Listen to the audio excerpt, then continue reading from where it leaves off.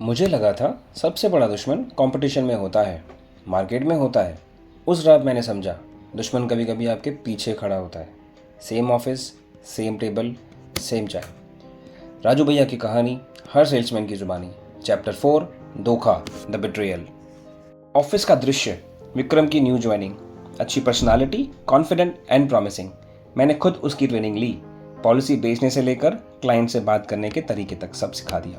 यहाँ तक कि अपने क्लाइंट्स की सारी ज़रूरतें, उनकी ज़िंदगियाँ और मेरा सेल्स करने का तरीका सब बताया। ये सोच के कि टीम ग्रो हो रही है, लेकिन किसी ने सही कहा है, घर का भेदी लंका डाए। ये बात मुझे बाद में पता चली। 6 महीने बाद सुरेश भाई का फ़ोन आता है। राजू भाई, विक्रम आया था आपके ऑफिस से, आपका नाम लिया, मैंने साइन कर दिया। ULIP 8 lakh single premium. Raju ने एक ही सवाल पूछा, लॉक इन पीरियड कितना है? सुरेश भाई, 5 साल। राजू भैया सोचने लगे, 5 साल। सुरेश भाई की रिटायरमेंट 2 साल में, बेटी की शादी 3 साल में। इसका मतलब जब उन्हें पैसा चाहिए होगा तब वो लॉक होंगे। अंदर ही अंदर कुछ टूट सा गया। ऐसा लगा किसी अपने ने धोखा दे दिया। राजू भैया विक्रम से मिलने गए। राजू भैया विक्रम से, तुमने सुरेश भाई को कौन सी पॉलिसी दी है जिसमें 5 साल का लॉक इन है? विक्रम, भाई ईयर एंड चल रहा है, टारगेट मीट करना है। तुझे तो पता ही है इंडस्ट्री कैसे काम करती है, और वैसे भी रिटर्न काफ़ी अच्छा है, इसलिए सुरेश भाई ने हाँ बोली है। राजू भैया, विक्रम, तुमने सुरेश भाई की फाइल देखी है? उनकी एज, उनके गोल्स और उनकी ज़रूरतें सब समझी हैं? विक्रम, प्रोडक्ट तो अच्छा दिया है। राजू भैया, प्रोडक्ट अच्छा है लेकिन सुरेश भाई के लिए सूटेबल नहीं है।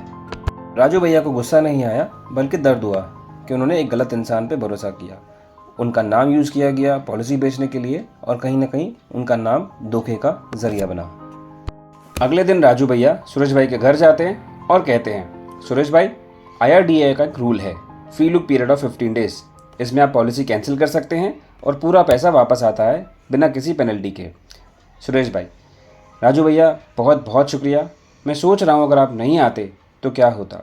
राजू भैया, इसलिए आया हूँ अपनी कलीग की तरफ से माफ़ी मांगने और चीज़ों को ठीक करने, क्योंकि आपका पैसा आपका होना चाहिए, किसी की कमीशन नहीं। जैसे ही आपका पैसा वापस आ जाएगा, हम आपकी ज़रूरत के हिसाब से पॉलिसी सेट करेंगे। आइए इस कहानी को समझते हैं कंसल्टेटिव सेलिंग के तरीके से। जब भी कोई पेशेंट डॉक्टर के पास अपनी बीमारी लेके जाता है तो डॉक्टर सीधा दवाई नहीं देता, बल्कि पूरी डायग्नोसिस करता है। पेशेंट से सवाल पूछता है, सिम्टम्स को समझता है और उस हिसाब से प्रिस्क्रिप्शन में दवाई लिखता है, और अगर ज़रूरत पड़े तो टेस्ट भी करवाता है। लेकिन यहाँ विक्रम ने यह सब नहीं किया।